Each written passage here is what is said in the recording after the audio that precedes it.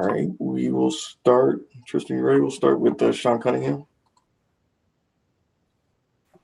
Hey, Tristan. Just when you look at tonight's game overall, I guess what stands out, and also just when you kind of look at some of the poor shooting nights you guys have had, how do you feel that that's had an impact on your defense as well?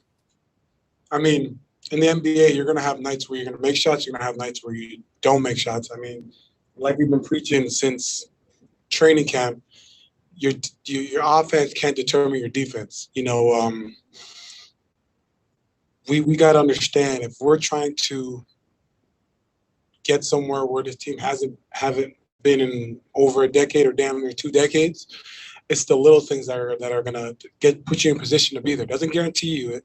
Nothing's guaranteed in life, but it puts you in position. So defensively, the Timberwolves shot 50% from the field and then 27 from three. So we know that they weren't making threes. So the guys, all of us out there, we got to get guys off the line. But at the same time, when a guy drives, it's the NBA, whether it's Anthony Edwards or D'Lo or Karl Anthony Towns, a low man's got to be there. You got to show presence to be there for your teammate, to make those guys question or think twice, especially if they're not making no fucking threes.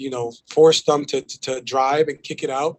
And we have a late contest from the three-point line, especially if they're not making threes in this game. So those things keep compounding. Like we did a great job getting offensive rebounds, but we got to close it out by getting defensive rebounds. So it's just it's a compound thing. And what guys got to understand is that those little things over the course of 48 minutes, the my bads after the my bads after the my bads, is what's going to cost you the game in the fourth quarter, and the reason why we got a loss or L. James Ham. Yeah, Tristan, I mean, you haven't been here for the years of losing. Just what are you seeing from the inside that's causing nights like this where you come out a little flat, you come out not just missing shots, but also the turnovers, a lot of them were soft turnovers. How do you change that identity coming into a game? I mean, this is the NBA. You're going to have nights where you're not going to make shots. It's every team. I've been my championship level teams, my middle of the playoff teams, the rebuild teams, the teams that are right in the hunt. I've been on all levels of those journeys in my career. But the one thing that's consistent throughout, you're going to have nights where you don't make shots. You're going to have many nights like that. You're going to have probably more nights like that than great nights where everything's going down. So those nights where you're not making shots, you have to pick it up on defensive end. You got to get stops. You got to close it out. When the ball's in the air and 2 guys can grab the rebound, someone's got to grab it. I was taught at a young age, or since I've been in the NBA, the one area where you could be selfish and no one can get mad at you is rebounding. So, when I'm out there or Rich, I know one thing, that we're going to go get that rebound. But, there's going to be times where we're not going to be able to, whether we're boxing out or we're out in perimeter boxing someone out. All 5 of us got to rebound. And the one thing that we got to emphasize is that long shots usually mean long rebound. I've been rebounding for my whole life, and I've made it an art. So guys that understand that if a guy's going to shoot a 3, more than likely, if it's a hard miss, it's going to go long around the free throw line area. And guys understand, well, we need all 5 to rebound. So things like that, like you said, those turnovers, when teams throw zones out there, that's because they can't guard. And one thing Luke said, and we've been emphasizing, that when teams go zone, just give it a second. When you get the ball, just take your time, survey, throw a pass, fake a shot, fake, and see how they react. Especially with this zone tonight, Timberwolves threw out there. The middle was wide open, and we got to capitalize on that. Don't let the zone discourage you. And teams are going to watch that. If I'm whoever we play tomorrow, if I'm that head coach and my assistant has that scout and they see that zone made us uncomfortable or made us turn the ball over, I'm going to throw a zone out there to see what we do and see if we learn from that. So for us going into next game, we got to understand that teams are going to throw that zone out there, and it's because they can't guard us, but also because they know that we've had a tendency to throw it away. So we got to fix that, clean that up. But all that stuff is you can fix that stuff. It's not a talent, or you don't have the right personnel. It's just a want, and make it a priority. All right, Matt George. Hey, Tristan, when things start to unravel in games and opponents start going on runs like that 7-0 Karl Anthony Towns run at the start of the third quarter, you've been a vocal leader on this team. Is that on Coach Walton and the coaching staff to kind of inspire some change there? Is that on, does this team need more vocal leadership from players? Are you yourself trying to speak up from the bench in a timeout or even on the floor? Like, where's the vocal leadership with this team during those moments? I'm going to say this. I think no man in this world should rely on another man to inspire them. Point blank player. You could put that in all capitals. Me personally, no one should ever need a coach to inspire you. If you don't get inspired in the game, then you shouldn't be on the court. Losing teams, losing players, you need to get inspiration from your coach. And I'm not with that shit. My teammates better not be. My teammates aren't with it. Because I know guys want to win and they want to win badly. So it's not about Coach Walton inspiring you. This is not no freaking Glory Road shit. No, you got to be ready to play. Your number is called, you in the damn game.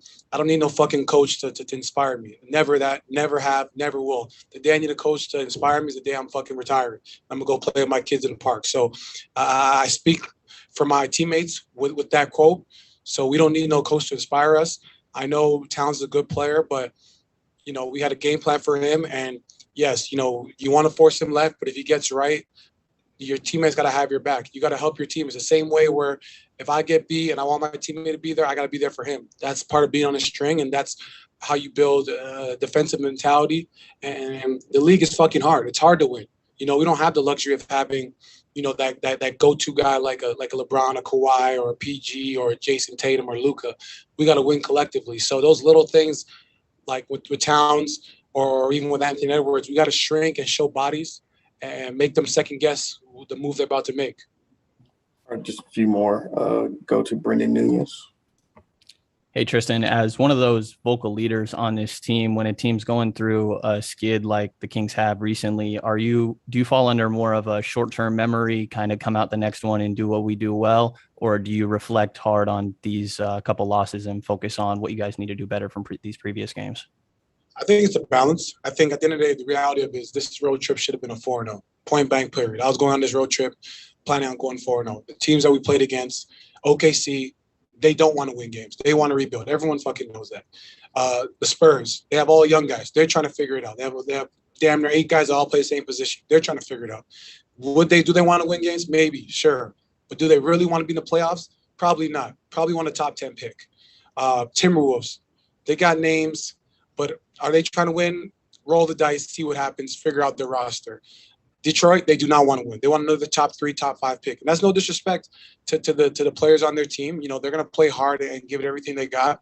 But at the end of the day, I know how this league works, and I know how the front office works. I can break down every front office, and I know their mentality will coming into every season, especially after 20 games. So those teams, 3 out of 4 teams really didn't want to win those games. They're probably pissed that we even won, that they won those games. You know what I'm saying? So tonight was another night. Like, these are the games you have to win.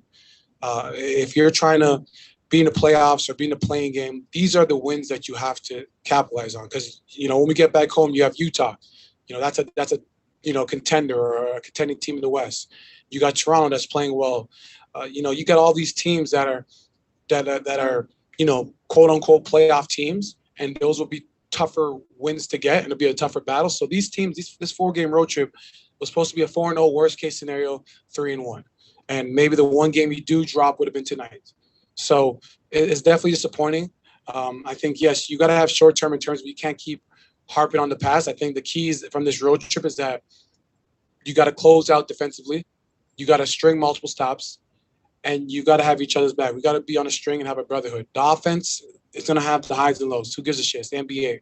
But defensively, that's what matters. And I think that's what you have to learn on this road trip, that defense is what's going to keep you in the game and give you a chance to win. And that's all you want at the end of the day. So if you're taking steps defensively, like we did tonight, then you end up losing by, 10-plus points to the Timberwolves. No disrespect to them. Give them credit. They played well, but that's unacceptable. All right, we got 2 more. Tony Harvey. Yeah, Tristan, I did have another question, but I'm going to ask this one. This won't be my only question because your emotion is kind of bubbling up right now. And I just want to know, You can ask me anything. I'm good. I keep it cool. I'm just keeping it real. It's not emotional. Just keep it real. If I'm on this mic, I'm gonna just shoot it to you straightforward. No sugarcoat. No doubt, and I'm hearing that too. It appears that in these last few games, there's a sense of frustration coming from you. And maybe are you just getting tired of seeing the same mistakes of how you guys are losing these games?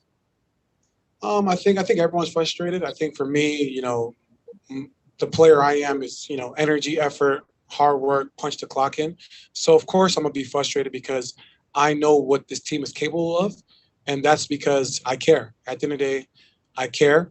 I want to win, and I care about my teammates, and I know what we can be.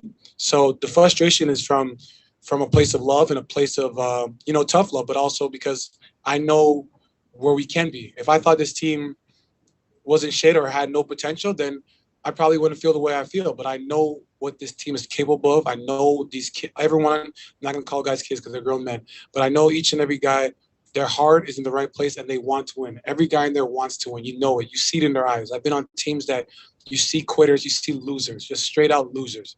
But this team has guys that want to win and want to do something special for this city. It's just we just got to come together and we just got to really learn from those mistakes and really make sure we make it a priority. And it's all of us. Me too. There was a time in the game where, maybe I should have pulled over or gave a hard foul. Like we're all at fault here, from the top to the bottom. We're all at fault. We're in this together. It's no man on an island, and we ride the wave together. But also, if we're gonna sit in the shit, we sit in the shit together, and we get out of there. We figure it out. Last one, Jason Anderson. Tristan, always appreciate your insights on things, man. You have been around this league a long time and seen a lot.